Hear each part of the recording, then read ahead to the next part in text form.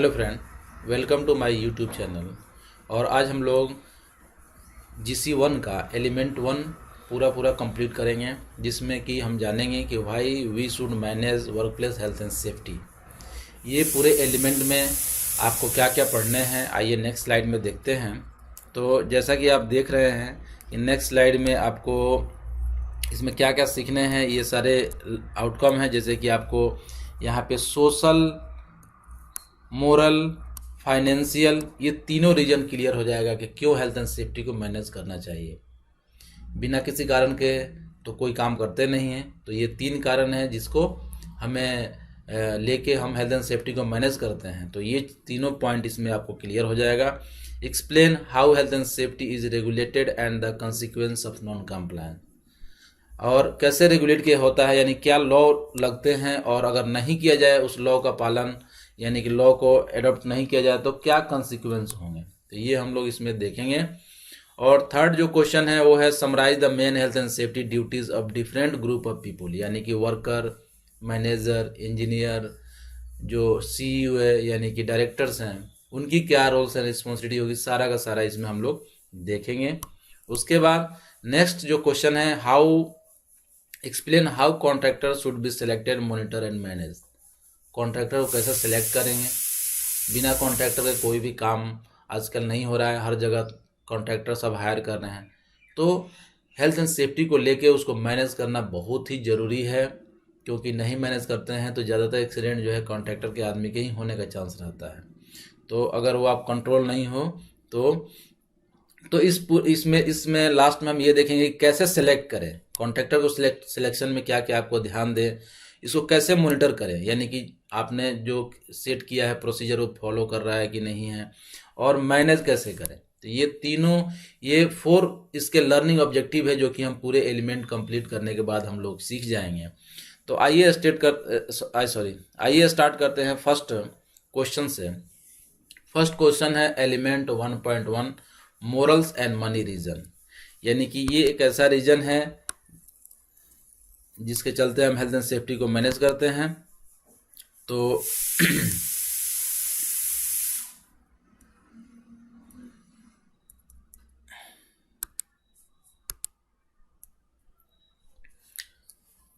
अभी आपको कोई भी कोर्स जब भी स्टार्ट करते हैं आप, तो कुछ डिफिनेशन आपके, यानी कि कुछ इंपॉर्टेंट डिफिनेशन आपके क्लियर ना होना तो हमेशा कन्फ्यूजन बना रहता है पूरे कोर्स में।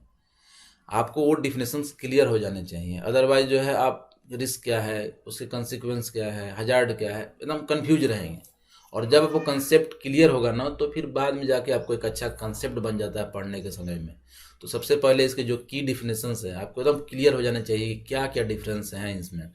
जैसे हेल्थ मतलब क्या, हेल्थ मतलब एब्सेंस ऑफ डिजीज, हेल्थ मतलब absence of disease and ill health, दोनों चीज़ रहेगा, यानी कि कोई डिजीज नहीं होगी, किसी तरह की बीमारी नहीं होगी, और इल हेल्थ, ये दोनों यानी कि साइकोलॉजिकल भी देखेंगे इसमें, यानी कि कोई दिमाग को लेके परेशानी तो नहीं है, ज़्यादा स्ट्रेस तो नहीं है, इस तरह का भी, उससे हम जाके हेल्थ बोलते हैं।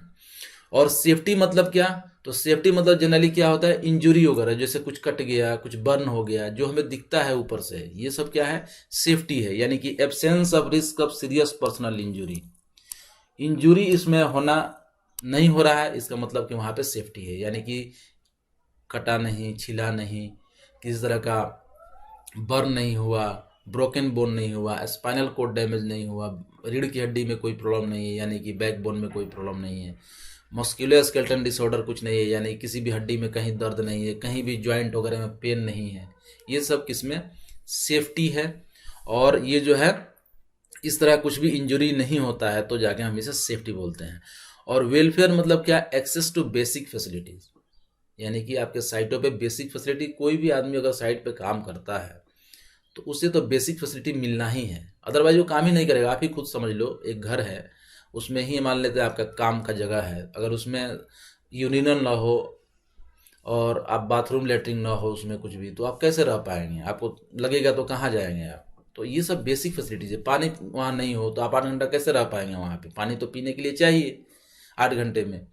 तो ये सब बेसिक फैसिलिटी है जो कि साइटों पे देना जरूरी होता है। कई जगहों पे बेसिक फैसिलिटी में खाने का जगह, मान लेते हैं कि खाने का जगह ना हो तो आदमी कहाँ खाएगा, और नहीं अच्छे से खाएगा, कहीं ऐसी जगह खाएगा जहाँ पे बहुत सारा धूल हो, बीमारी का चांस हो, तो उससे आदमी बीमार हो जाएगा। तो सेफ कहाँ हुआ, सेफ्टी कहाँ मेंटेन हुआ?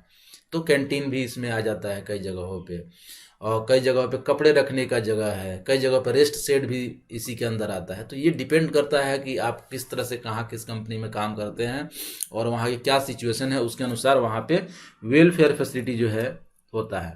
फर्स्ट एड बॉक्स भी जो है वो वेलफेयर फैसिलिटी में भी आता है कि कुछ कट जाए तो कहाँ तुरंत आदमी जाएगा। तो एक्सेस टू बेसिक फैसिलिटी ये क्या है, फर्स्ट एड है। तो आइए अब नेक्स्ट देखते हैं। नेक्स्ट में ग्रुप एक्सरसाइज है जो कि why might the management of an organisation not consider health and safety to be priority, यानी कि हेल्थ एंड सेफ्टी को कोई ऑर्गेनाइजेशन प्रायोरिटी क्यों नहीं देता है। तो आइए इसका आंसर देख लेते हैं कि किसी भी ऑर्गेनाइजेशन में हेल्थ एंड सेफ्टी को प्रायोरिटी क्यों नहीं दिया जाता है। पहला आप देख रहे हैं कि answer this is taken from the study question in the course notes, यानी कि सबसे पहले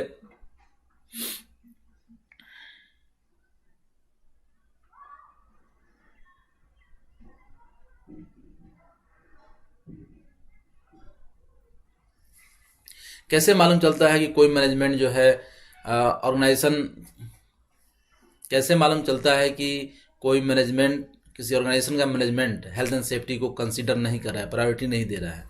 तो इसके एग्जांपल्स हैं, जैसे जो उसका लीगल ड्यूटी है वो उसको फॉलो नहीं कर रहा है, यानी कि लीगल ड्यूटी फॉलो नहीं कर रहा है। उसके बाद जो है आप lack of care of for staff welfare कुछ फैसिलिटी वहाँ पे अवेलेबल नहीं है। Cost to the business taking a short term view, ऐसा देख रहे हैं कि तुरंत इससे क्या कोई सेफ्टी पर्सनल को रखते हैं तो ज़्यादा खर्चा होता है, तो ये शॉर्ट टर्म देखा जा रहा है कि इसका बेनिफिट है। और उसके बाद cost to the organisation taking a short term view, sorry ये तो हो गया। Ignorance of true cost to the business of workers और इल हेल्थ, वर्कर्स के इल हेल्थ को इग्नोर किया जा रहा है। साथ में competition within the business of access to limited funds. उसके बाद unwillingness to lack of resource to develop time, devote time to health and safety management, health and safety को मैनेजमेंट को टाइम नहीं दिया जा रहा है। उसके बाद failure to perceive hazards in their organisation, hazard को समझ नहीं पा रहे हैं वहाँ पे। साथ में cavalier attitude to the management of risk, attitude अच्छा नहीं है। तो एनी अदर और similar reasons usually associated with the narrow view of business management और lack of humanitarian consideration, answer at this stage should be directed toward the legal, moral and financial reason without actually declaring the next phase of the element। तो ये सब reason है जिसके चलते हमें पता चलता है कि मैनेजमेंट जो है हेल्थ एंड सेफ्टी को प्रायोरिटी नहीं दे रहा है।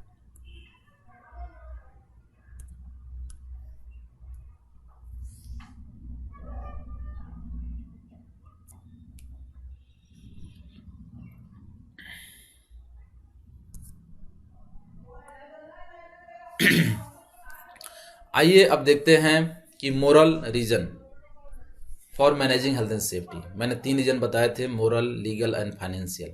तो मोरल रीजन को आइए डिस्कस करते हैं। जैसा कि आप देख पा रहे हैं कि कुछ स्टैटिक्स है, बहुत सारा एक्सीडेंट चारों तरफ हो रहा है, हर जगह एक्सीडेंट हो रहा है। आखिर क्यों हो रहा है? तो यहाँ पे global statics from the international labour organisation ILO safe work programme, वो बताता है कि कितना एक्सीडेंट हो चुका है अभी तक, यानी कि over 350,000 work related fatal accident each year, इतना एक्सीडेंट होता है हर साल। उसके बाद 270 मिलियन वर्क रिलेटेड फैटिलिटीज़, इतना ये होता है। उसके बाद 2.4 million fatality from the occupational disease, occupational disease के कारण जो है इतना एक्सीडेंट हो जाता है। उसके बाद जो है आप देख रहे हैं कि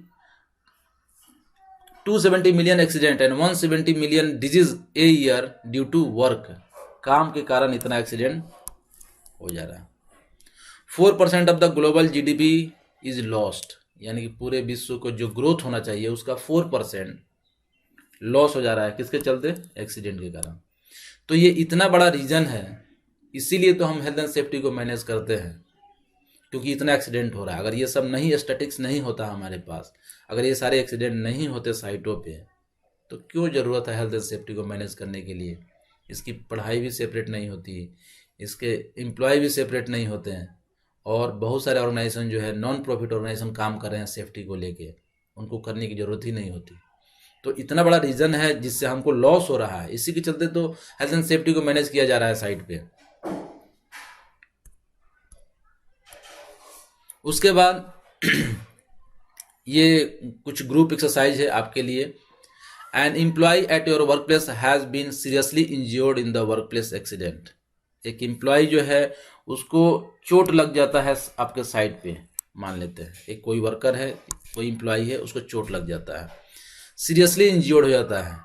तो आपको पता करना है, इन ग्रुप हम लोग डिस्कस करेंगे कि list the possible effect and implication of their accident on the injured employ.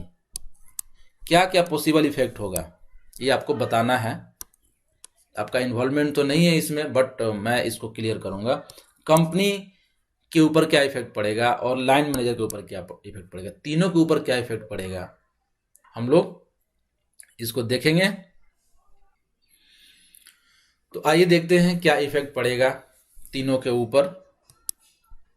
पहला जैसे देख पा रहे हैं कि इंज्योर्ड एम्प्लॉय के ऊपर क्या होगा, बहुत ज़्यादा दर्द होगा, सफरिंग होगी, लॉस्ट टाइम वेजेस, यानी कि उसे जो है पेमेंट नहीं मिलेगा, impact of the on family, उसके परिवार के ऊपर प्रभाव पड़ेगा, सब लोग चिंतित रहेंगे। उसके बाद जो है एक अर्निंग का सोर्स है वो भी खत्म हो जाएगा। On going impact on the work, साथ में काम के ऊपर भी इम्पैक्ट पड़ेगा, यानी काम भी इससे प्रभावित होगा। तो ये है। उसके बाद कंपनी के ऊपर क्या इफेक्ट पड़ेगा, तो कंपनी के ऊपर इफेक्ट पड़ेगा कि पेमेंट और सिक पे देना पड़ेगा, यानी कि बैठा के उसे पेमेंट देना पड़ेगा। ओवर टाइम का पैसे देने पड़ेंगे, जो ओवर टाइम उसने किए, जो ओवर टाइम उसकी जगह पे कोई दूसरा आदमी करेगा उसे पे करना पड़ेगा, यानी कि इस एम्प्लॉय को तो पे कर रहे हैं, साथ में दूसरे लोगों को भी ओवर टाइम पे कर रहे हैं, क्योंकि उसके जगह पे वो भरपाई करने के लिए दूसरे लोग काम कर रहे हैं। साथ में रिक्रूटमेंट कॉस्ट, यानी कि अगर उसके जगह पे नए लोगों को लेते हैं तो उसका भी कॉस्ट आएगा, उसकी इंटरव्यू करने पड़ेंगे, उसके बुलाना पड़ेगा, बहुत सारे खर्च होते हैं। इंश्योरेंस क्लेम, इंश्योरेंस क्लेम में जो खर्च आएंगे वो करने पड़ेंगे। फाइन एंड कंपेंसेशन, उस एक्सीडेंट के चलते जो वहाँ की गवर्नमेंट उनके ऊपर फाइन लगाएगी वो भी झेलना पड़ेगा। इंक्रीज इंश्योरेंस प्रीमियम, ज़्यादा एक्सीडेंट होने से क्या है, प्रीमियम बढ़ जाता है, यानी कि ज़्यादा को आपको खर्च करना पड़ेगा।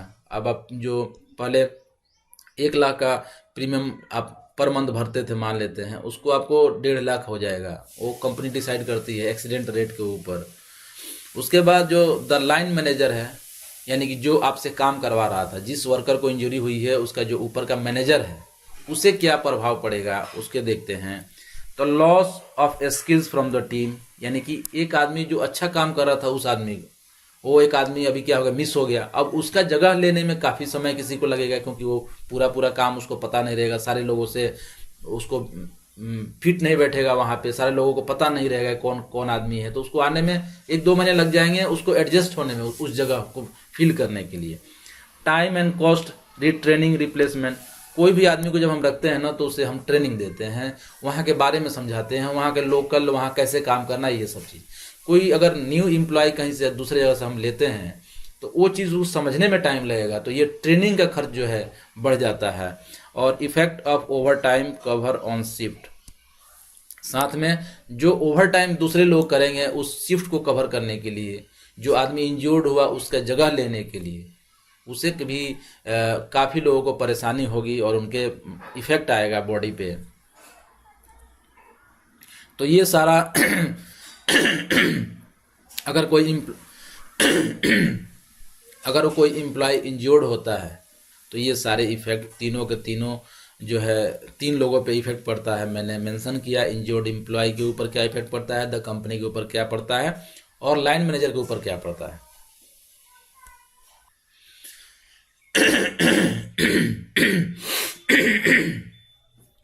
नेक्स्ट जो है the financial reasons for managing health and safety. Financial reason क्या होता है? फाइनेंशियल मतलब डायरेक्ट ये मनी फाइनेंशियल दोनों सेम है, यानी कि जब भी कोई एक्सीडेंट होता है उसमें पैसे का खर्च ज़्यादा होता है, और नॉर्मल आदमी जो काम करता है उसके हटके भी बहुत ज़्यादा खर्च हो जाते हैं, यानी कि उसमें भी डायरेक्ट और इनडायरेक्ट 2 तरह के कॉस्ट होते हैं। जैसे आइए एग्जाम्पल से समझेंगे यहाँ पे आगे। Accident and ill health cost money, और कॉस्ट में भी डायरेक्ट और इनडायरेक्ट ये 2 तरह के कॉस्ट होते हैं, एक डायरेक्ट जो दिखता है हमें और एक इनडायरेक्ट जो नहीं दिखता है, यानी कि उसके पीछे छिपा हुआ है। तो आइए डायरेक्ट कॉस्ट देखते हैं। Measurable cost arising directly from the accident, जिसको हम मेजर कर सकते हैं। जैसे एक आदमी बीमार हुआ, उसके ऊपर 10,000 रुपये खर्च हुआ, तो ये 10,000 रुपये क्या डायरेक्ट दिखता रहे, उसको बीमार हुआ 10,000 रुपया खर्च आया, तो ये क्या है, डायरेक्ट कॉस्ट। जो नहीं दिखता है, उसका जगह पे कोई काम किया, उसके चलते एक्सीडेंट हुआ तो कोई मटेरियल का लॉस हुआ, लोगों का मोरल लॉस हुआ, इफिशिएंसी कम हो गई, लोगों की प्रोडक्टिविटी कम हो गई, ये सारा चीज़ जो है ये तो इनडायरेक्ट कॉस्ट है जो दिखता नहीं है। Indirect cost arise as a consequence of the event but may not directly involve money, ये इसमें मनी डायरेक्टली इन्वॉल्व नहीं होता है। ऑफ्टन डिफिकल्ट टू क्वान्टिफाई, और इसको क्वांटिफाई करना थोड़ा डिफ़िकल्ट होता है, हम जल्दी नहीं कर पाते कितना कॉस्ट लगा। और health and safety failure can affect the broader economy as well as individual companies. Economy को ब्रॉडर रूप से तो इफेक्ट करता ही है, साथ में इंडिविजुअल कंपनी को भी ये जो है इफेक्ट करता है, यानी कि मैंने बताया पूरे ऑल ओवर के जीडीपी में भी तो इसका प्रभाव है ही, उस कंपनी के भी ग्रोथ में भी काफ़ी ये बैरियर है, रोक देता है ग्रोथ को। नेक्स्ट आइए समझते हैं कि इंश्योर्ड कॉस्ट और अनइंश्योर्ड कॉस्ट क्या होता है। यानी कि आप इंश्योरेंस अगर कोई कंपनी ने करवाया है तो 2 तरह का कॉस्ट होगा, एक जो इंश्योरेंस में कवर हो रहा है और एक जो इंश्योरेंस में कवर नहीं होता है, यानी कि जिसको इंश्योरेंस से हम रिकवर नहीं कर सकते। इंश्योरेंस कोई क्यों करवाता है, कोई कंपनी इंश्योरेंस क्यों करवाती है? इसलिए करवाती है ताकि अगर कोई एक्सीडेंट हो तो हमारा अपने पास से पैसा ना लग के कोई कंपनी उसको रिस्क को कवर कर ले। हम एक प्रीमियम में छोटा छोटा अमाउंट उसको देंगे।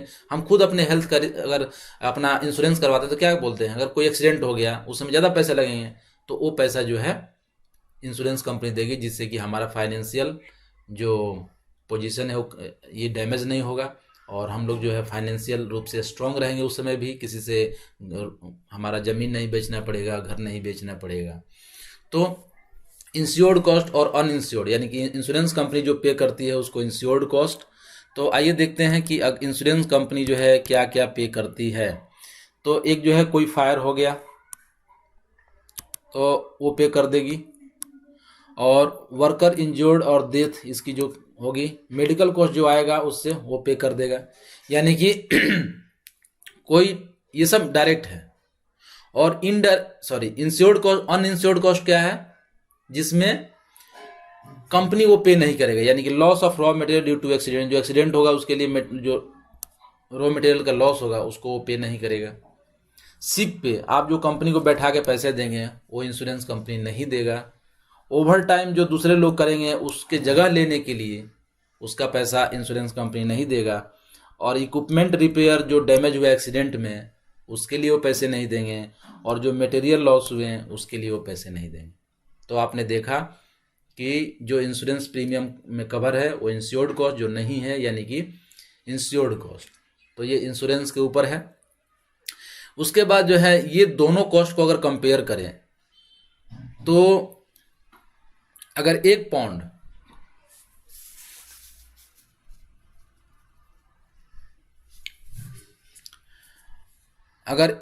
ये कॉस्ट है तो 8 to 36 पाउंड ये नीचे का कॉस्ट है।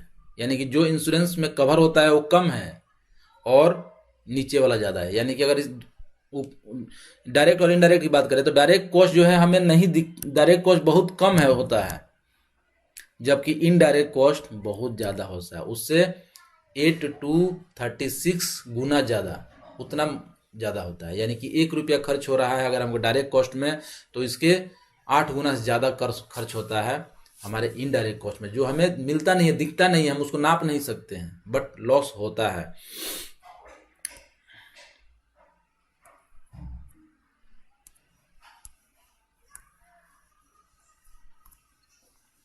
आइए नेक्स्ट स्लाइड देखते हैं। एंड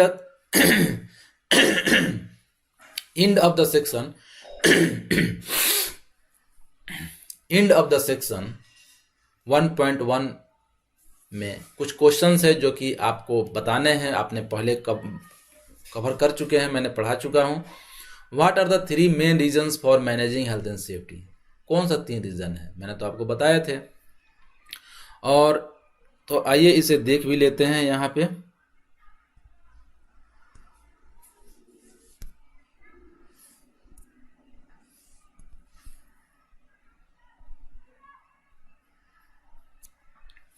इसके 3 रीजंस हैं। एक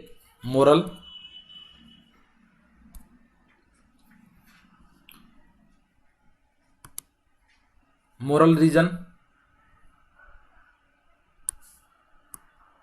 सोशल रीजन और इकोनॉमिकल, या इसे ही फाइनेंशियल रीजन बोलते हैं। सोशल को ही हम लीगल रीजन बोलते हैं।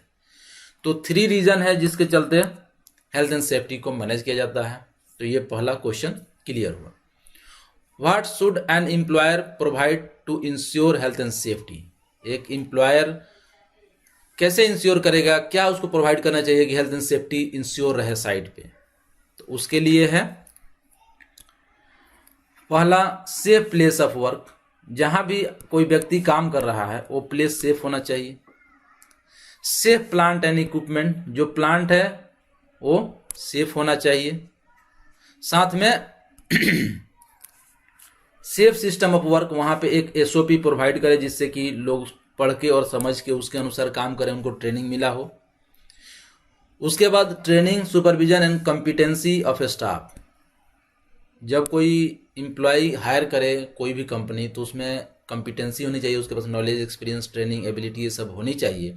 साथ में उसे ट्रेनिंग प्रोवाइड करे और हर एक काम को सुपरविजन प्रोवाइड करे, यानी कि सुपरवाइजर वहाँ पे रह के काम करवाए। तो ये जो चीज़ है ये किसी भी एम्प्लॉयर को प्रोवाइड करना चाहिए अगर उसे हेल्थ एंड सेफ्टी इंश्योर करना है। तो ये क्वेश्चन भी क्लियर हो गया।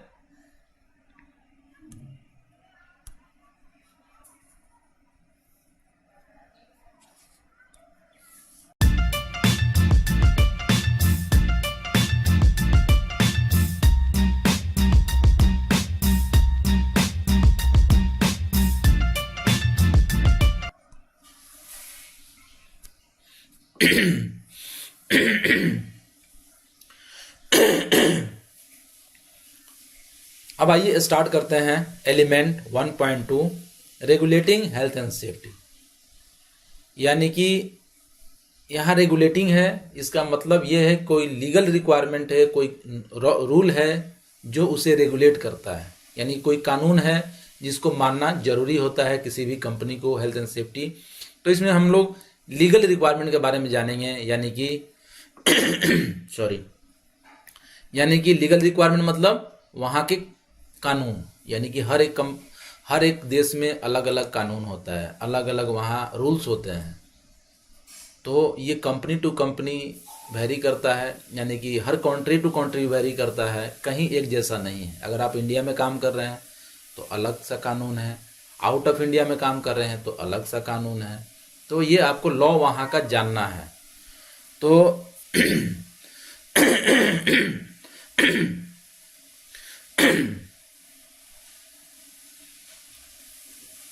तो आइए देखते हैं legal reasons for managing workplace health and safety. क्या लीगल रीजन होते हैं? तो मोस्ट कंट्रीज हैव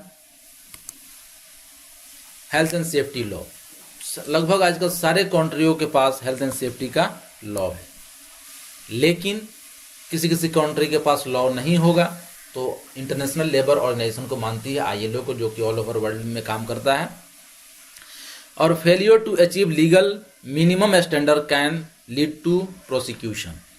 और उस लीगल रिक्वायरमेंट को अगर आप नहीं मानते हैं, जो भी आपके देश में लॉ है, कानून है, तो क्या होगा? हेल्थ एंड सेफ्टी को लेके आपके ऊपर कानूनी कार्रवाई होगी, गवर्नमेंट आपके ऊपर एक्शन लेगा, आपकी कंपनी बंद हो सकती है। तो ये जो है failure to achieve legal minimum standard can lead to prosecution. उसके बाद जो है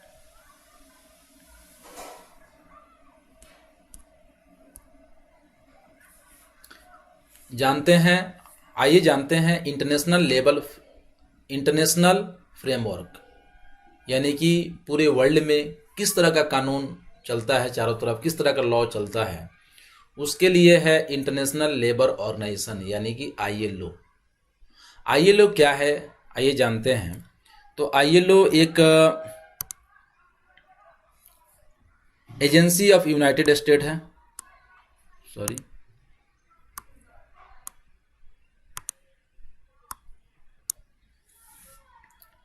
यानी कि UN का एक मेंबर है। आप जानते होंगे यूनाइटेड नेशन, जो कि इसके बहुत सारे लोग, बहुत सारी कंट्रीज के मेंबर होते हैं, और ये बैठक होती है और उसमें लॉ बनता है। मोस्ट कंट्रीज आर मेंबर, इसके बहुत सारे कंट्री जो है इसके मेंबर हैं। और ये क्या सेट करता है, ये लोग मीटिंग करते हैं, और मीटिंग करने के बाद, मीटिंग को ही हम लोग बोलते हैं कन्वेंशन।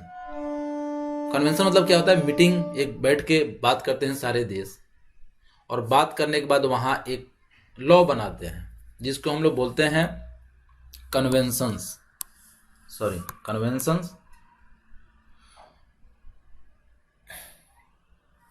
और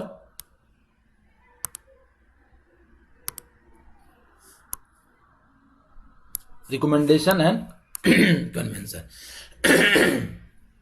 यानी कि जो सब लोग बैठ के बात करते हैं उसे कन्वेंशन बोलते हैं। और उस कन्वेंशन से जो रूल बना, उससे कुछ और भी उसी के थ्रू कुछ और बनाते हैं रूल्स बड़े स्तर पे, यानी कि उस चीज़ को बड़ा करके लिखते हैं, उसको बोलते हैं रिकमेंडेशन। यानी कन्वेंशंस को मानना जरूरी है, बट रिकमेंडेशन क्या होता है? उसी का बड़ा फॉर्म होता है। तो ये सेट करते हैं कौन?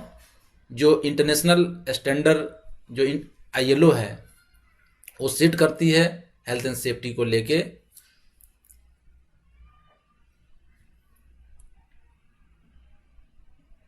तो ILO सेट करती है international standard for health and safety bye publishing. क्या पब्लिशिंग करती है? तो वो कन्वेंशन पब्लिश करती है और रिकमेंडेशन पब्लिश करती है। जो बैठ के मीटिंग होती है उसमें जो रूल बनते हैं वो कन्वेंशन बोलते हैं, और उसी रूल को बड़ा करके लिखा जाता है जब, यानी कि उस रूल को फॉलो करने के लिए किस तरह से जो है आप इसको करेंगे, उसको बड़े फॉर्म में लिखा जाता है, वो क्या है? रिकमेंडेशन। तो रिकमेंडेशन अगर आप मानते हैं तो वो कन्वेंशन का जो भी रूल्स है आप ऑटोमेटिक फॉलो हो जाता है। उसके बाद जो है आइए जानते हैं दोनों के बारे में डीपली, यानी कि कन्वेंशन के बारे में और रिकमेंडेशन के बारे में। कन्वेंशन क्या होता है? क्रिएट बाइंडिंग ऑब्लिगेशन और policies to implement their provisions. जो भी प्रोविजंस सेट होते हैं वो एक लीगल बाइंडिंग बनता है, ऑब्लिगेशन बनता है, एक पॉलिसी बनती है कि सब लोग उसको माने हेल्थ एंड सेफ्टी को लेके। और no legal authority unless ratify by the member state into own legislation. जो वहाँ पे रूल बनता है ऐसा जरूरी नहीं है कि सब लोग उसको फॉलो करें। सब लोग फॉलो क्यों करेंगे? वहाँ बहुत सारे वहाँ पे लोग जाते हैं और हर कंट्री के मेंबर्स जाते हैं, और मेंबर जाने के बाद वहाँ पे उसको अपना वोट देते हैं। लेकिन जो लोग उसे रेटिफाई करेगा, कहीं हो सकता है बहुत सारी कंट्री वोट नहीं दिया हो फिर भी वो रूल बन गया हो, तो जो लोग उस रूल को अपने मेंबर ऑफ पार्लियामेंट में यहाँ पास करेंगे, यानी कि अपने कंट्री में वो ला के रूल को पास करेंगे, यानी कि उसको बोलते हैं रेटिफाई, तभी जाके उस कंट्री में वो रूल अप्लाई होगा, अदरवाइज नहीं होगा। तो वो रेटिफाई करना जरूरी होता है। तो आप अगर जिस कंट्री में भी काम कर रहे हैं, आप पर सर्च करिए कि कौन सा जो कन्वेंशन है वो रेटिफाई है उस कंट्री के द्वारा। अगर रेटिफाई है, इसका मतलब ये है कि आपको उस रूल को अपने देश में मानना है। उसके बाद रिकमेंडेशन क्या होता है, तो provide guidance on policy, legislation and practice. ये जो ऊपर बने हैं ना लीगल ऑब्लिगेशन बाइंडिंग पॉलिसीज जो बने हैं कन्वेंशन में, उसी को ये गाइडलाइन देता है, गाइडेंस करता है, और उसमें उसी को बड़े फॉर्म में लिखा रहता है ताकि कैसे करें, क्योंकि जो रूल होता है बहुत सिंपल हो गया, उसको फॉलो करने के लिए क्या करना चाहिए। तो ये चीज़ जो है रिकमेंडेशन में एक गाइडेंस होता है पॉलिसीज़ के ऊपर, लेजिस्लेशन के ऊपर और प्रैक्टिसेस के ऊपर। तो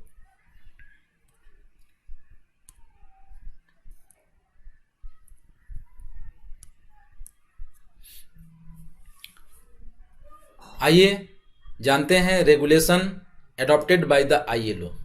कौन कौन सा रेगुलेशन एडॉप्ट किया गया ILO के द्वारा हेल्थ एंड सेफ्टी में। तो occupational safety and health convention C155 ये एक है। ये क्या करता है, एक goal setting policy for company and nation. इसके थ्रू अगर आपकी कंट्री में ये रेटिफाई है, यानी कि आपको जो है goal setting policy for company and nation, ये आपको मानना है, इसमें जो भी रूल रहेंगे ये करना है। और occupational safety and health recommendation 9081 यानी कि R164, ये इसी का रिकमेंडेशन है। नंबर इसलिए दिया जाता है कि बहुत सारी मीटिंग होती है, कौन सा मीटिंग में क्या बात हुई, यानी कि उसका एक नंबर तो देना पड़ेगा। तो C यानी कन्वेंशन 155 यानी कि 155वां जो मीटिंग हुई उसकी ये है। उसके बाद सप्लीमेंट C, ये जो है रिकमेंडेशन है वो क्या है, सप्लीमेंट है इसका, ये इसका सप्लीमेंट है। Gives more guidance on how to comply with its policy. तो ये आप दोनों डॉक्यूमेंट को आप डाउनलोड करके देखेंगे, आपको काफ़ी नॉलेज मिल सकता है।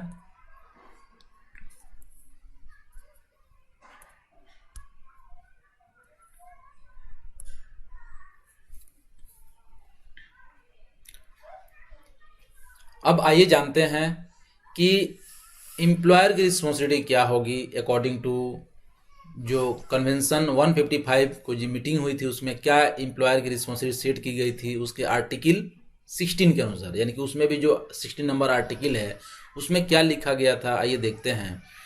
तो ये आइडेंटिफाई करता है obligation placed on the employer. Employer किसे बोलते हैं, जो किसी कंपनी को मालिक है, यानी कि जो उस कंपनी का ऑनर है उसे हम एम्प्लॉयर बोलते हैं। ये जो MD हो सकता है वो भी एक एम्प्लॉयर का रिप्रेजेंटेटिव हो सकता है, तो हम उसे भी एम्प्लॉयर बोल सकते हैं।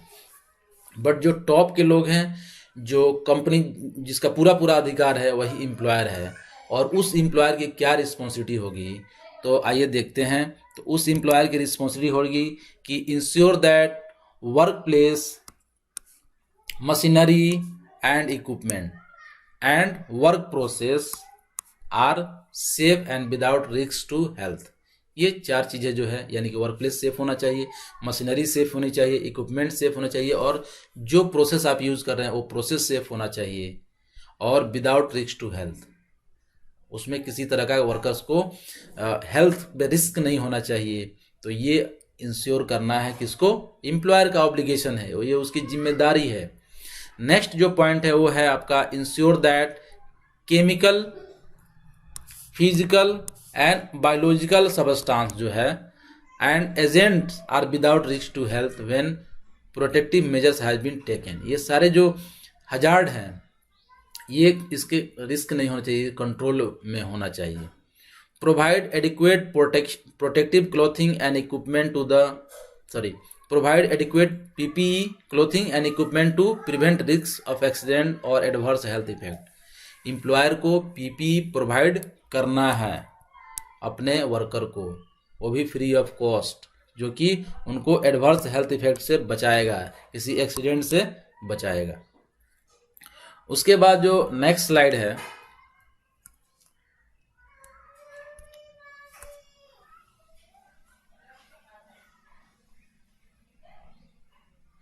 कि एम्प्लॉयर रिस्पॉन्सिबिलिटी, एम्प्लॉयर की यो तो ऑब्लिगेशन था, ये रिस्पॉन्सिबिलिटी उसकी क्या होगी, आइए देखते हैं। तो everybody is responsible for health and safety, हर आदमी की जिम्मेदारी है, ऐसा नहीं कि हमारी जिम्मेदारी है, आपकी जिम्मेदारी है, ये हर एक आदमी की जिम्मेदारी है। जो वहाँ पे सेफ्टी ऑफिसर है उसी की जिम्मेदारी नहीं है, हर एक आदमी की जिम्मेदारी है हेल्थ एंड सेफ्टी को ख्याल रखना। तो everybody is responsible for health and safety but most of the responsibility lie with the employer, ज़्यादातर रिस्पॉन्सिबिलिटी किसके ऊपर होती है, एम्प्लॉयर के ऊपर।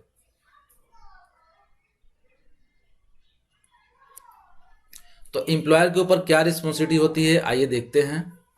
सेफ प्लेस ऑफ वर्क, उसे प्रोवाइड करना है लोगों को safe place of work, safe plant and equipment, safe system of work, training supervision and competency of staff, मैंने इसके पहले ही बताए थे।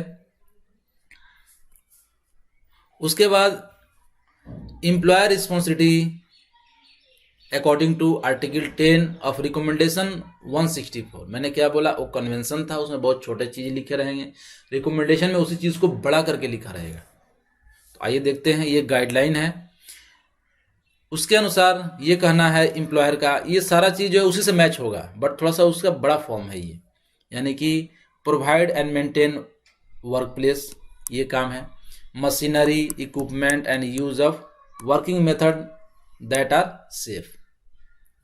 सेकेंड पॉइंट क्या है, सेकेंड पॉइंट है give necessary information instruction and supervision in application and use of health and safety measures. Third point क्या है, वो है इंट्रोड्यूस ऑर्गेनाइजेशनल अरेंजमेंट, वहाँ पे अरेंजमेंट करे, यानी कि बहुत सारा प्रोसीजर लगाए to relevant activities and size of undertaking, ये उसका काम है। फोर्थ क्या है, प्रोवाइड पीपी, मैंने उसमें पीपी बताए थे, इसमें भी पीपी है, ये तो थोड़ा ये बड़ा फॉर्म में है, and clothing without change to workers. Fifth में क्या है, आइए देखते हैं, ensure that work organisation particularly working hour and rest break, ये वर्किंग आवर और रेस्ट ब्रेक जो है आपको does not adversely affect occupational health and safety, यानी कि वर्किंग आवर ये मैच होना चाहिए अच्छे से बॉडी के अनुसार, रेस्ट ब्रेक देना चाहिए प्रॉपर, तो जैसे अभी 8 आवर सेट किया, 8 आवर से ज़्यादा काम ना हो, इस तरह से जो है यहाँ पे सेट किया गया है। उसके बाद take reasonably practical measures with view to eliminate excessive physical and mental fatigue, जहाँ भी फिजिकल, जहाँ थकान हो रहा है फिजिकल और मेंटल, वहाँ उसको एलिमिनेट करे, यानी कि हटाए, यानी कि उसको कम करे। उसके बाद जो है keep up to date and with the scientific and technical knowledge to comply with the above, वो अप टू डेट रहे जिससे कि उसका साइंटिफिक और टेक्निकल नॉलेज दोनों लोगों का बढ़े और कंप्लाई हो उस साइट पे, तो ये रिस्पॉन्सिबिलिटी हो गई एम्प्लॉयर की। नेक्स्ट जो है वर्कर्स रिस्पॉन्सिबिलिटी एंड राइट्स, तो आइए कन्वेंशन के द्वारा देखते हैं C-155 जो है उसमें आर्टिकल 19 में क्या लिखा हुआ है वर्कर की रिस्पॉन्सिबिलिटी। तो वर्कर की रिस्पॉन्सिबिलिटी ये लिखा है कि वह अपना care take reasonable care of their own safety and other people, जो उसके काम से प्रभावित हो रहा है उसका भी सेफ्टी देखना है, किसको, उस वर्कर का। दूसरा क्या होगा, comply with the safety instruction and procedure, जो भी इंस्ट्रक्शन प्रोसीजर होंगे उसको कंप्लाई करना है, मानना है वहाँ पर जो एम्प्लॉयर ने वहाँ पे अरेंजमेंट किया है। और थर्ड है कि सारे सेफ्टी इक्विपमेंट जो उसे दिए जा रहे हैं उसको सही तरीके से यूज़ करे। और फिफ्थ जो है कुछ भी ऐसा लगे कि जो एक्सीडेंट होने का चांस है उसे रिपोर्ट करे, यानी कि report any situation that they believe could be hazard and which they can't themselves correct, अगर वो खुद ठीक नहीं कर सकता, जैसे एक बिजली का तार वहाँ नंगा है, लाइव वायर है, जानते हैं उससे कुछ हो सकता है, हम खुद अगर ठीक कर सकते हैं तो खुद करेंगे, अगर नहीं कर सकते तो हमें उसे रिपोर्ट करेंगे, बताएंगे। तो ये जो है फोर्थ रिस्पॉन्सिबिलिटी है। और फिफ्थ ये है कि report any work related accident and ill health, कोई भी वर्क रिलेटेड अगर एक्सीडेंट होता है, इल हेल्थ होता है तो बताना है, रिपोर्ट करना है, तभी तो मालूम चलेगा, तभी तो आपको फर्स्ट एड मेडिकल ट्रीटमेंट मिलेगा। तो ये 5 रिस्पॉन्सिबिलिटी है जो कि सेट किया गया है आर्टिकल 19 में, कन्वेंशन 155, और जो कि एक्सपेंडेड इन रिकमेंडेशन 164 में, ये एक्सपेंड करके ऐसे बनाया गया है। आइए देखते हैं worker responsibility and right. Article 19 of convention C-155 state that every worker must be, उसकी क्या रिस्पॉन्सिबिलिटी एंड राइट है, उसकी राइट क्या है, मैंने बताया रिस्पॉन्सिबिलिटी क्या थी, अब उसकी राइट, उसका अधिकार क्या क्या है, उसे क्या मिलना चाहिए, ये देखते हैं। तो इसका राइट, मैंने इसके पहले रिस्पॉन्सिबिलिटी देखा था, राइट अभी देखते हैं कि उस वर्कर को adequate information on action the employer has taken to ensure safety and health, मतलब कि इंफॉर्मेशन उसे मिलना चाहिए कि उसने हेल्थ एंड सेफ्टी के लेके एम्प्लॉयर ने क्या एक्शन लिया है, क्या क्या कर रहे हैं वहाँ पे, ये उसे पता होना चाहिए। वर्कर का ये राइट है। Give the right to the necessary training in the safety and health, उसे ये मिलना चाहिए ट्रेनिंग, और उसको कैसे हेल्थ एंड सेफ्टी को मैनेज करे, इसका ट्रेनिंग उसे मिलना चाहिए, नेसेसरी ट्रेनिंग वर्कर को मिलना चाहिए। थर्ड पॉइंट है consulted by the employer on all matters of the safety and health relating to their work, जो भी वहाँ health and safety related matter है वर्करों से डिस्कस किया जाना चाहिए, क्या प्रॉब्लम हो रहा है आपको, ये पूछा जाना चाहिए। और उसके बाद जो है fourth point, give the right to leave the work place that has reason to think present and imminent and serious danger to his life और health and not to be compelled to return until it is safe, यानी कि ये उसकी right है कि जब तक कोई वर्क प्लेस पे लगेगी, कोई खतरा है, तुरंत खतरा है हमारे बॉडी को, हमें कुछ हो सकता है, तो वो वर्क प्लेस को छोड़ सकता है, और जब तक वो ठीक ना हो जाए तब तक कोई मजबूर नहीं कर सकता कि तुम काम करो। जैसे हम जानते हैं कि अगर हाइट पे बिना बेल्ट के चढ़ेंगे तो गिर सकते हैं, तो कोई आदमी उसको फोर्स नहीं कर सकता है कि तुम ऊपर में चढ़ो। तो इस तरह से जो है ये उसकी राइट है। अब the role of enforcement agency, जो भी आपके कंट्री में इन्फोर्समेंट एजेंसी होगी वो क्या कर सकते हैं, आइए देखते हैं। तो सबसे पहले मैं बता दूं, इसके लिए कोई एक बराबर हर जगह रूल नहीं है, हर कंट्री में अलग अलग वेरी करता है, तो there is no harmonise rule.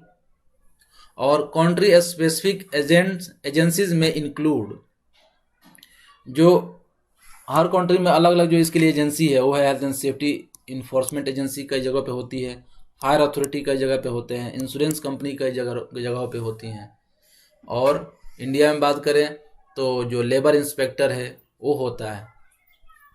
तो ये जो है अलग अलग जगहों पे होते हैं। आप पता करें कि आपके कंट्री में किस तरह के इन्फोर्समेंट एजेंसी है।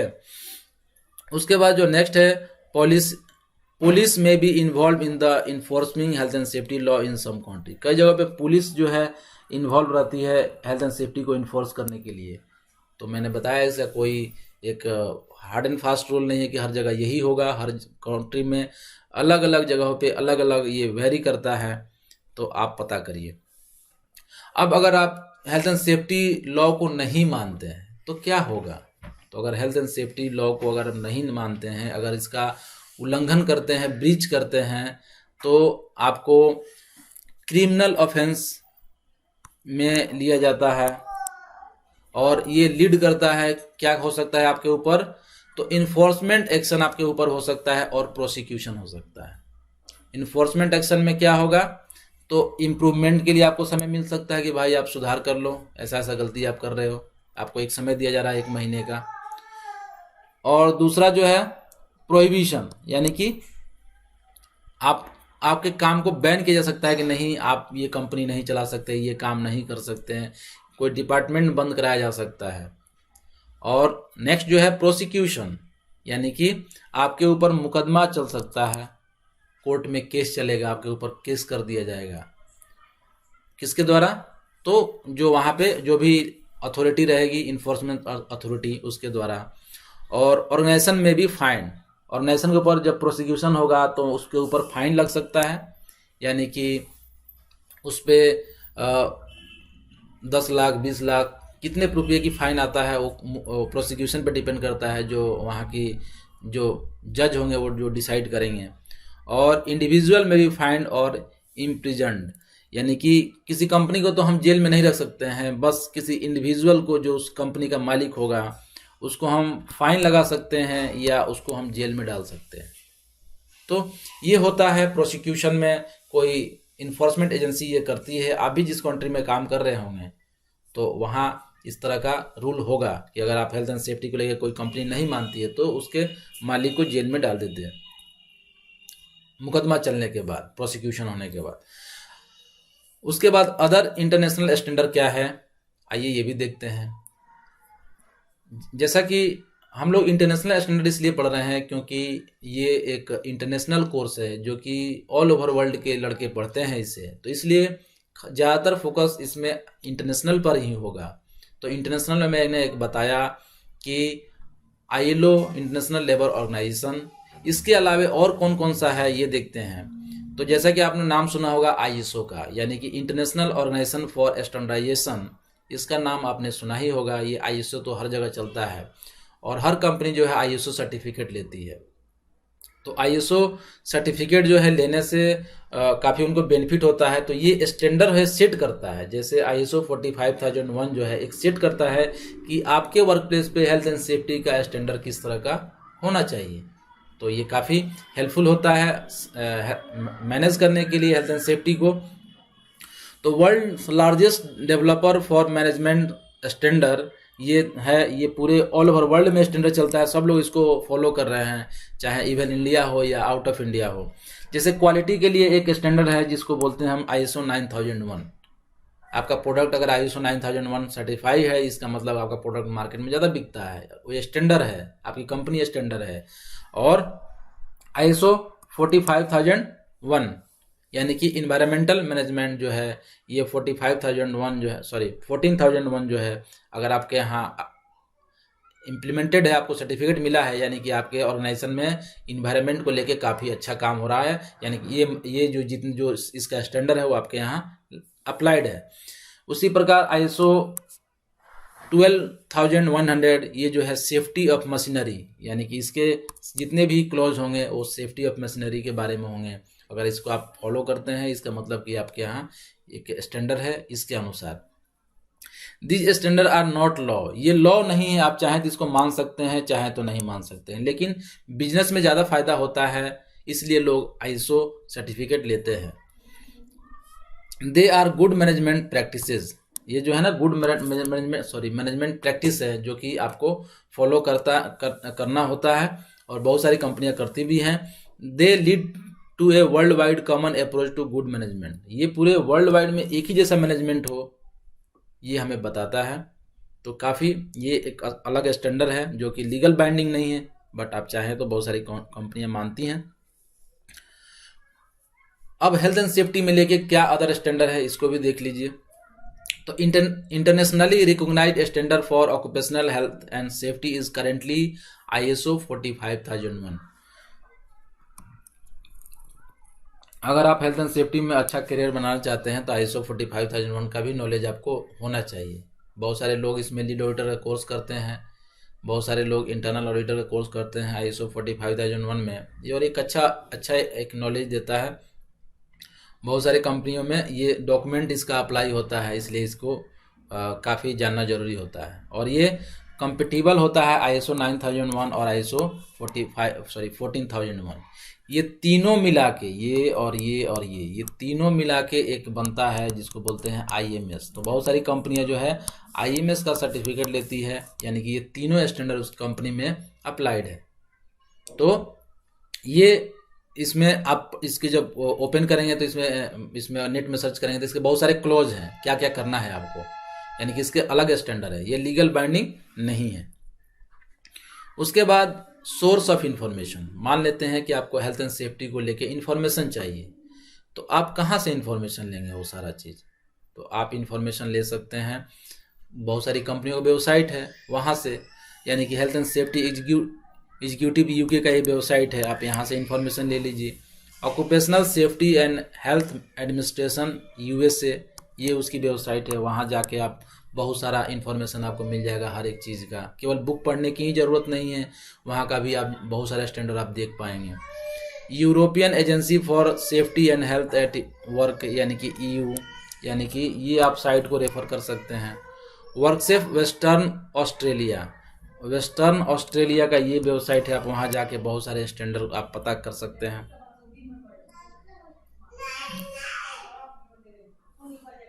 आइए देखते हैं group exercise. An employee has been injured at work, ये एक क्वेश्चन है। तो identify potential direct cost and indirect cost of the accident.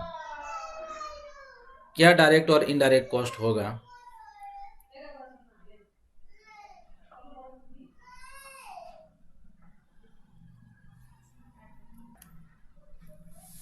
तो एक एम्प्लॉय इंज्योर्ड हो जाता है, तो identify potential direct cost of the accident and indirect cost of the accident. तो आइए देखते हैं डायरेक्ट और इनडायरेक्ट कॉस्ट के बारे में। तो डायरेक्ट कॉस्ट ये होगा कि उस कंपनी को डायरेक्ट कॉस्ट में fine in the criminal code, ये जो है उसका डायरेक्ट कॉस्ट हो जाएगा।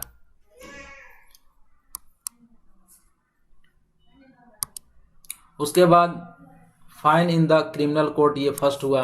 सेकेंड जो है कंपनसेशन जो पे करेगा वो डायरेक्ट कॉस्ट होगा, और जो कि likely to be made by the insurance cover and will therefore result in the increase in insurance premium, ये भी जो इंश्योरेंस प्रीमियम इंक्रीज होगा वो भी उसी में आएगा। फर्स्ट एड ट्रीटमेंट जो है, फर्स्ट एड ट्रीटमेंट का, वर्कर सिक पे, ये सारा चीज़ जो है डायरेक्ट कॉस्ट में है। रिपेयर टू और रिप्लेसमेंट और डैमेज इक्विपमेंट एंड बिल्डिंग, ये है।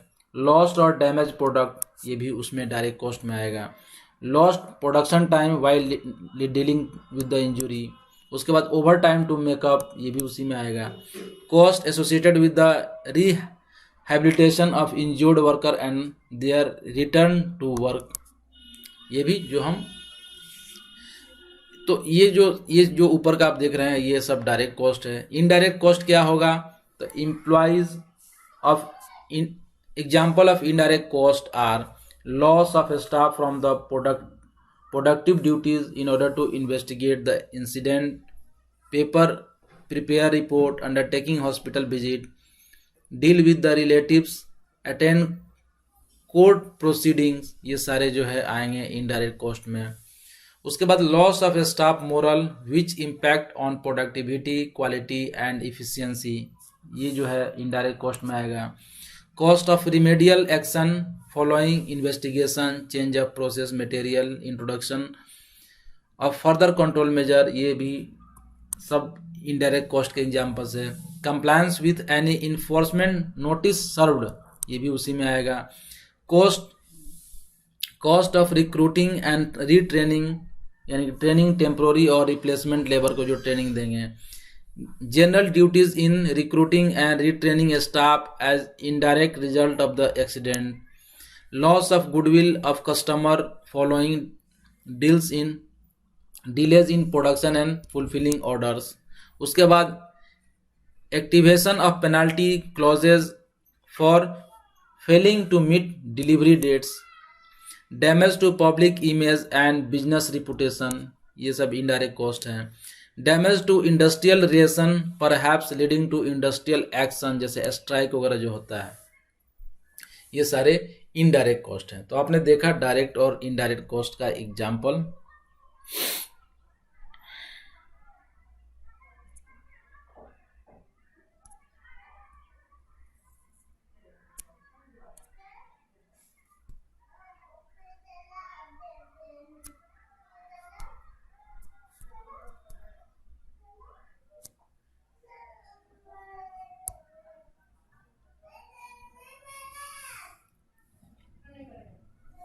ये एक ग्रुप एक्सरसाइज के लिए क्वेश्चन है।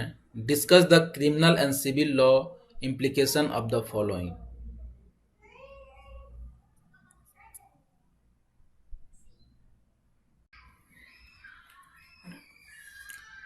अब नेक्स्ट है ग्रुप एक्सरसाइज, जो कि आपको खुद करना है। Discuss the criminal and civil law implication of the following. ये कुछ सिचुएशन दिए हुए हैं, आपको इसमें पता करना है कि सिविल और क्रिमिनल लॉ कौन सा एप्लीकेशन होगा। ये डिपेंड करता है कि आप कौन से कंट्री में काम करते हो, वहाँ किस तरह का लॉ है। आप स्टडी करिए और इसको पता करिए। उसके बाद जो है end of the module 1.2 exercise है, जिसमें कि कुछ क्वेश्चंस है जो मैंने ऑलरेडी बता चुका हूँ। बट यहाँ पे रिकैप करते हैं। What are the two main standard that the ILO has produced for health and safety. तो क्या था, वो दो था, जैसे कि एक कन्वेंशन था और एक रिकमेंडेशन था। तो what do country do with this standard, country को क्या करना चाहिए, तो उसे रेटिफाइड करना है, यानी कि उसको अपने कंट्री में इम्प्लीमेंट करना रेटिफाइड करने के बाद। तो ये चीज़ जो है इस क्वेश्चन का रिप्लाई है। What are the employees responsibility under the recommendation, employer की क्या रिस्पॉन्सिबिलिटी है, वो मैंने बताया था कि वर्क प्लेस सेफ रखना, इक्विपमेंट, मशीनरी। आप देखिएगा, what are the employer responsibility under the recommendation, sorry employee की क्या रिस्पॉन्सिबिलिटी होगी। एक तो हमने जाना कि एम्प्लॉयर की क्या होगी, दूसरा हमने एम्प्लॉय क्या है, जिस तरह से उसे बताया जाए काम करने के लिए, रिपोर्ट करना है, उसमें पॉइंट थे, आप एक बार उसको देख सकते हैं पीछे जाके वीडियो में।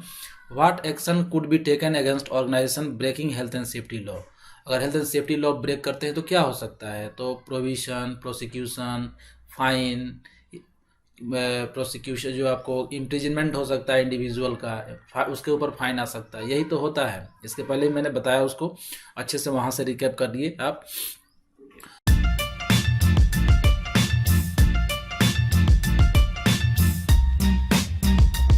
अब आइए स्टार्ट करते हैं। Who does what in the organisation, ये एलिमेंट 1.3 है, यानी कि ऑर्गेनाइजेशन में कौन क्या करेगा, किसकी क्या रोल्स एंड रिस्पॉन्सिबिलिटी होगी। अभी जैसे ILO के द्वारा तो एम्प्लॉय और एम्प्लॉयर का हो गया, लेकिन बाकी लोग भी तो होते हैं ऑर्गेनाइजेशन में। तो सबसे पहले जानते हैं कि एम्प्लॉयर कहते किसको है। इसके पहले हम लोग ने जाना कि एम्प्लॉयर की क्या रिस्पॉन्सिबिलिटी है, ड्यूटी है, लेकिन एम्प्लॉयर कहते किसको है, ये तो पहले ही क्लियर हो जाना चाहिए था।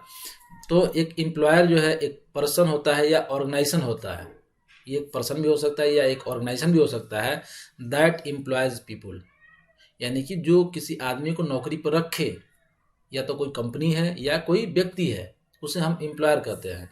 The employer in this context is normally an organisation, generally ये एक ऑर्गेनाइजेशन होता है, such as company, and is sometime referred to as the corporate body, this is a legal person.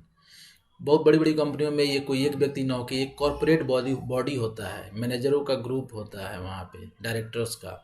और ये क्या है कि ये लीगल पर्सन होते हैं, जो कि अगर कुछ कंपनी में हेल्थ एंड सेफ्टी को लेकर वायलेट होता है तो उसके ऊपर एक्शन हो सकता है।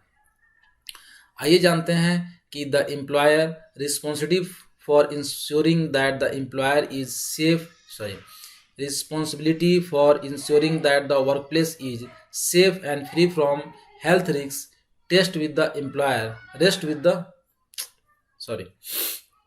एम्प्लॉयर जो है वो क्या होता है, रिस्पॉन्सिबिलिटी उसकी क्या होती है कि ये इंश्योर करे कि जो वर्क प्लेस है वो क्या हो, सेफ हो और फ्री ऑफ हेल्थ रिस्क।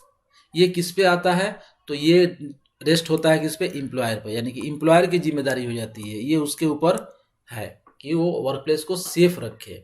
और as we noted earlier the responsibility is made clear in, और ये जो हमने पढ़ा था ILO का रिकमेंडेशन और कन्वेंशन, उसमें क्लियरली लिखा था कि ये एम्प्लॉयर की रिस्पॉन्सिबिलिटी है कि भाई वो अपने साइट को सेफ करे। यानी कि ILO कन्वेंशन C-155 और ILO रिकमेंडेशन R-164 ये जो है इसके द्वारा क्लियरली मेंशन था पहले ही। अब आइए जानते हैं द एम्प्लॉयर की क्या, the employer carries ultimate responsibility, यानी कि कुछ भी हो तो ये सारी रिस्पॉन्सिबिलिटी किसके ऊपर जाती है, अल्टीमेट एम्प्लॉयर के ऊपर, यानी कि उसी की जिम्मेदारी थी, उसी का तो घर था, यानी कि उसी का तो वर्क प्लेस था, उसी को तो देख रेख करना था।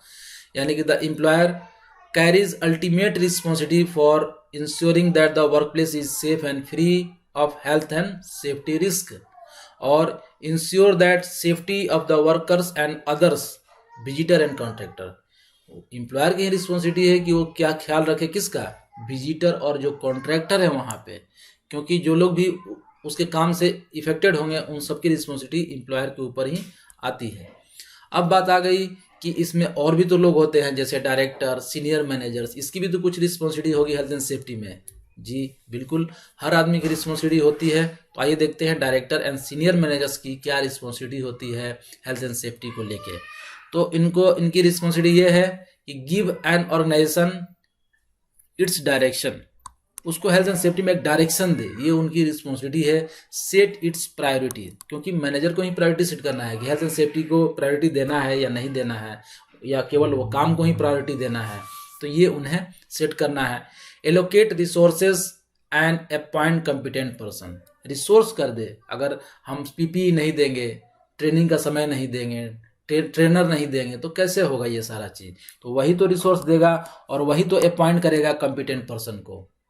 तो ये उनकी जिम्मेदारी होती है। और एलोकेट रिस्पॉन्सिबिलिटी, साथ में जो नीचे लोग हैं वो किसकी क्या रिस्पॉन्सिबिलिटी होगी, वही तो मैनेजर ही तो एलोकेट करेंगे, यानी कि रोल रिस्पॉन्सिबिलिटी को बांटेंगे। उसके बाद are responsible for ensuring that all of the legal requirement are met, और जितने भी लीगल रिक्वायरमेंट है उस कंट्री में, जैसे फैक्ट्री एक्ट लग रहा है, कंस्ट्रक्शन एक्ट लग रहा है, जो भी एक्ट लगेंगे ये कौन करेगा? मैनेजर ही तो इंश्योर करें कि हाँ ये कंप्लाई हो रहा है कि नहीं, अगर नहीं हो रहा है तो कंप्लाई करवाएंगे। उसके बाद टॉप टियर मैनेजर्स में, ये टॉप टियर मैनेजमेंट में आता है, जैसे मैनेजिंग डायरेक्टर और डायरेक्टर, ये सबसे टॉप में आते हैं। उसके बाद जो है आप डायरेक्टर एंड सीनियर मैनेजर्स, जो डायरेक्टर और सीनियर मैनेजर, इनकी क्या रिस्पॉन्सिबिलिटी होगी? Director and senior managers can have enormous influence over their organisation and its priority.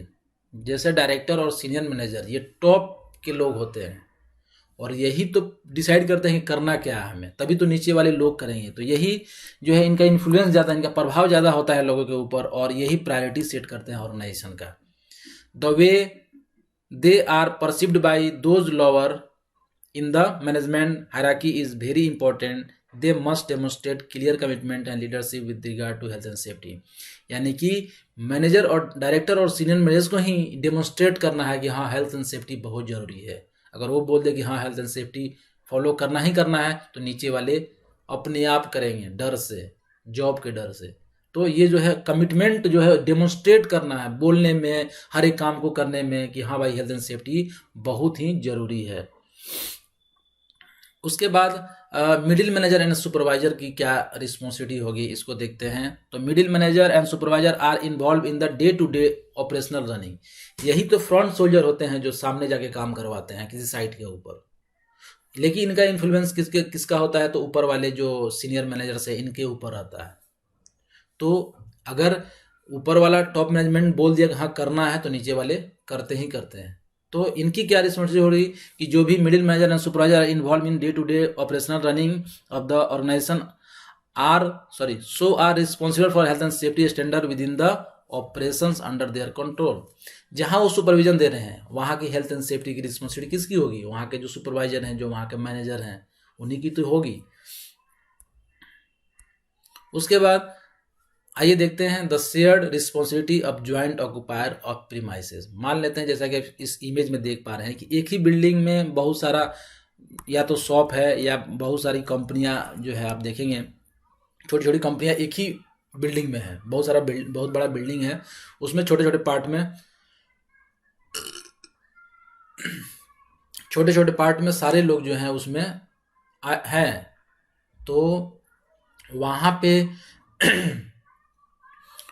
पे कैसे डिसाइड होगा किसकी रिस्पॉन्सिबिलिटी है वहाँ की? तो आइए देखते हैं। तो ILO कन्वेंशन 155 और आर्टिकल 17 में ये मेंशन है, और रिकमेंडेशन आर 164 और रिकमेंडेशन 11 जो आर्टिकल जो 11 है उसमें मेंशन है कि employer in shared facilities should communicate to develop appropriate health and safety standard and appropriate policy and procedure. अगर ऐसा काम हो रहा है तो एक ज्वाइंट जो है ना, वहाँ पे एक प्रोसीजर डेवलप करेंगे, पॉलिसी डेवलप करेंगे, जिससे कि अच्छे से काम हो पाए। दिस में इंक्लूड क्या है, इसमें देखते हैं। तो फायर एंड इमरजेंसी रिस्पॉन्स, माने जहाँ भी अगर 2-3 ऑक्यूपायर एक जगह ही काम कर रहे हैं, एक ही जगह 2-3 एम्प्लॉयर हैं, तो तीनों मिलके जो है वहाँ पे शेयर्ड जो है एक fire and emergency response team बनाएंगे, वहाँ उसका प्रोसीजर बनाएंगे, सारे लोगों का इन्वॉल्वमेंट होगा। शेयरिंग ऑफ रिस्क असेसमेंट, अपना रिस्क असेसमेंट शेयर करेंगे। क्यों? मान लेते हैं कि एक बिल्डिंग में आग लगने का चांस है, तो उससे तो दूसरे वाले लोग भी प्रभावित होंगे, इसलिए इसकी जो रिस्क असेसमेंट है दोनों एक दूसरे को शेयर करेंगे ताकि दोनों उससे बच सकें। ज्वाइंट मैनेजमेंट कमिटी मीटिंग, और जो कमिटी मीटिंग होगी वो इंडिविजुअल नहीं होगा, तीनों लोगों का या चारों लोग जितने भी एम्प्लॉयर हैं उसमें सारे लोग एक साथ मीटिंग करेंगे ताकि एक दूसरे का पता चले कि आपके पास क्या खतरे हैं, हमारे पास क्या खतरे हैं, ताकि उसको रिजॉल्व किया जा सके। उसके बाद जो नेक्स्ट है वो है कॉन्ट्रैक्टर मैनेजमेंट।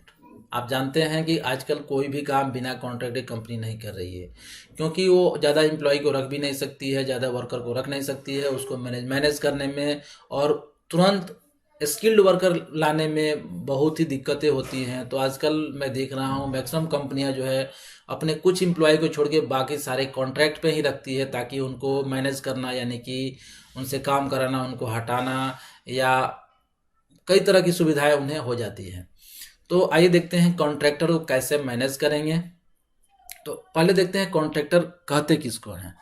तो कॉन्ट्रैक्टर किसे कहते हैं? जो किसी के बदले काम करता है, किसी के लिए काम करता है, एम्प्लॉयर। आइए देखते हैं इसमें पढ़ के।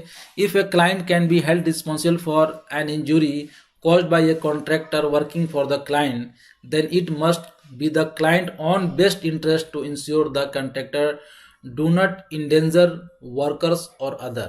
यानी कि क्लाइंट के अंदर में अगर कोई कॉन्ट्रैक्टर काम कर रहा है और वो उस तरह कोई वहाँ पे अपने वर्कर को ही अगर किसी तरह का इंजरी हो सकता है, यानी कॉन्ट्रैक्टर का ही वर्कर को, तो ये क्लाइंट का इंटरेस्ट होना चाहिए कि भाई हाँ उसको हम मैनेज करें, ताकि वहाँ पे किसी तरह का, साथ में उसका काम कर रहा है तो उसके भी एम्प्लॉय को तो प्रॉब्लम हो सकता है ना।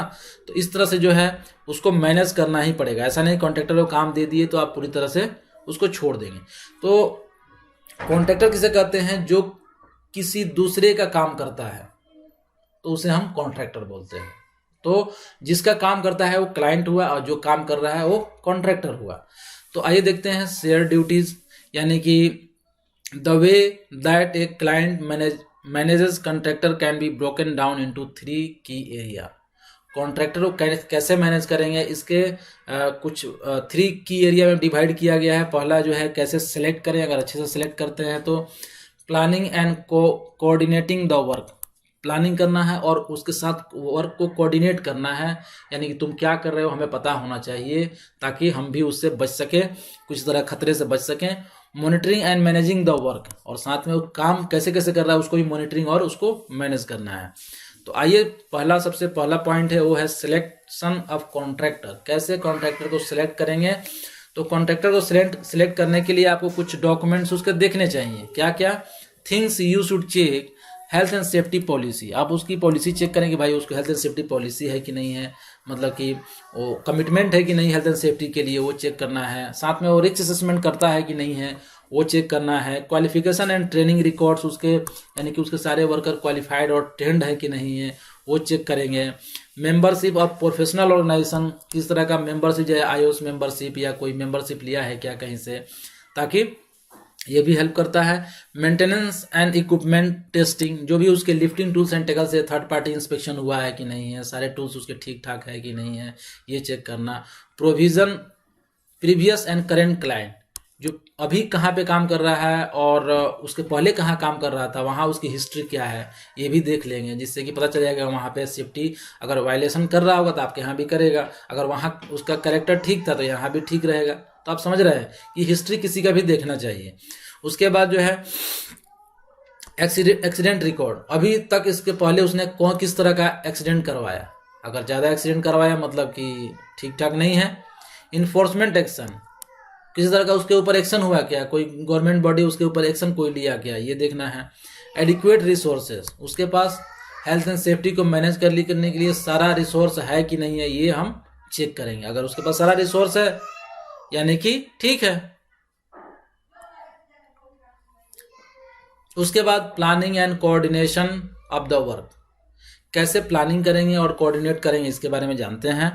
तो information to be shared between client and contractor, कोई काम को कर रहा है कॉन्ट्रैक्टर, वो भी शेयर करना है, कैसे करना है, कर रहा है कॉन्ट्रैक्टर को शेयर करना चाहिए क्लाइंट से। और क्योंकि क्लाइंट के ही प्रीमाइसेस में, यानी कि उसी के बाउंड्री में तो कॉन्ट्रैक्टर काम कर रहा है, तो क्लाइंट भी वहां काम कर रहा है, कॉन्ट्रैक्टर भी काम कर रहा है, दोनों एक दूसरे से शेयर नहीं करेंगे, दोनों का काम एक दूसरे से हो सकता है कि कॉन्ट्रैक्टर ऊपर में काम कर रहा हो, क्लाइंट नीचे में काम कर रहा हो, वेल्डिंग कर रहा है तो इधर भी आग लगने का चांस है, तो दोनों एक दूसरे को शेयर करना है। तो क्या क्या शेयर करना है आइए देखते हैं। Hazards posed by the site and work carried out, क्या क्या हजार्ड वहाँ पे होंगे उस साइड पे काम के से ये शेयर करना है। Hazard pose by the contractor activities, contractor की एक्टिविटी से क्या क्या खतरे वहाँ पे होंगे। रिस्क असेसमेंट एक दूसरे को शेयर करना है। मेथड स्टेटमेंट शेयर करेंगे, भाई हम इस मेथड से काम कर रहे हैं, आप कौन सा मेथड से काम कर रहे हैं, तो शेयर करेंगे जिससे कि कहीं भी ऐसा कुछ होगा प्रॉब्लम तो सॉल्व हो जाएगा।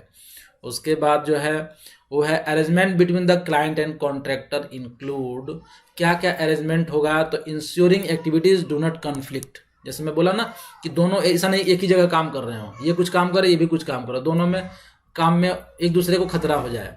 जैसे कि एक आदमी पेंटिंग कर रहा है और एक आदमी वेल्डिंग कर रहा है, तो क्या होगा, पेंटिंग जो कर रहा है और जो वेल्डिंग कर रहा है, तो वेल्डिंग करने से पेंट में आग लग सकता है, तो दोनों एक दूसरे काम कोलाइड हो रहा है, यहाँ पे कन्फ्लिक्ट हो रहा है। उसके बाद permit to work system to control activities, और ये इंश्योर करते हैं कि जब कॉन्ट्रैक्टर काम करेगा ना तो पहले परमिशन लेगा क्लाइंट से, यानी कि एक परमिट लेगा, तो क्लाइंट इंश्योर करेगा कि हाँ ये एरिया सेफ है तो काम करो। इससे भी हम लोग क्या कर सकते हैं, उसको कंट्रोल कर मैनेज कर सकते हैं। उसके बाद monitoring and managing the work, तो कैसे मॉनिटर करें और मैनेज करें, आइए देखते हैं। Client must monitor the work to ensure safety, client जो है अपना एक आदमी लगा सकता है कि भाई उनको देखो, कामों को ऑब्जर्व करो कैसे कैसे कर रहे हैं। The client can stop the work if involve unsafe practice, अगर कॉन्ट्रैक्टर अच्छे से काम नहीं कर रहा है, वहाँ पे बहुत वायलेशन कर रहा है, तो क्लाइंट काम को बंद करवा देगा, ऐसा होना चाहिए वहाँ पे। और auditing against the agreed method statement is a good technique, जैसे जब भी हम कॉन्ट्रैक्ट लेते हैं, यानी कॉन्ट्रैक्टर क्लाइंट से कॉन्ट्रैक्ट लेता है, तो बीच में एक कॉन्ट्रैक्ट पेपर साइन होता है जिसमें लिखा रहता है कि आपको ये काम को ऐसे करना है, इस सेफ तरीके से करना है, हाइट पे चढ़ाना है, किसी को बेल्ट लगाना है, आपके पास प्रोसीजर होना चाहिए कोई काम करने के लिए, ये सारी चीज़ें, आपको पीपीई देना है हर एक कामों के लिए, तो ये सारी चीज़ उसमें लिखा रहता है। तो उसके अगेंस्ट ऑडिट करना चाहिए, यानी कि चेक करना चाहिए कि हाँ जो हमने यहाँ पे साइन किया वो काम हो रहा है कि नहीं उसी तरीके से। तो इस तरीके से हम मैनेज कर सकते हैं, एक अच्छा टेक्निक है। और एंड ऑफ द मॉड्यूल आइए देखते हैं क्या क्या क्वेश्चन है। To whom does an employer owe a duty with regard to health and safety, ये आप रिप्लाई खुद दीजिए। How can director influence health and safety, director कैसे इन्फ्लुएंस करेगा हेल्थ एंड सेफ्टी को। और what are the key worker responsibility and what would you look for, sorry what you look for check when selecting a contractor, आप जब contractor को select करेंगे तो क्या देखेंगे, क्या चेक करेंगे। इसके आंसर्स हैं मेरे पास, मैं शेयर कर देता हूँ, ये आंसर है, आप चाहें तो इसे नोट भी कर सकते हैं।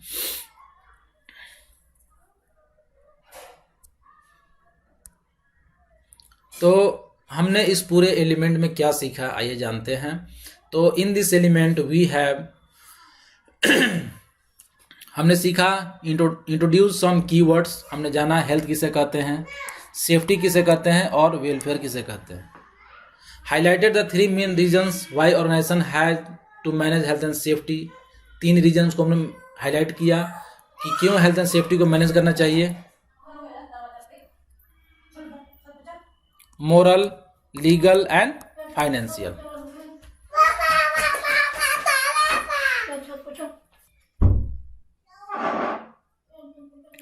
उसके बाद हम लोगों ने जाना set out the basic requirements of international standard that govern health and safety, जिसमें हमने ILO के बारे में जाना, कन्वेंशन C-155 और रिकमेंडेशन R-164, ये नंबर है जिससे उसको आइडेंटिफाई हो पाएगा, क्योंकि ये इस तरह कन्वेंशन बहुत सारे हैं, रिकमेंडेशन बहुत सारे हैं, तो कौन सा नंबर ये आपको पता होना चाहिए।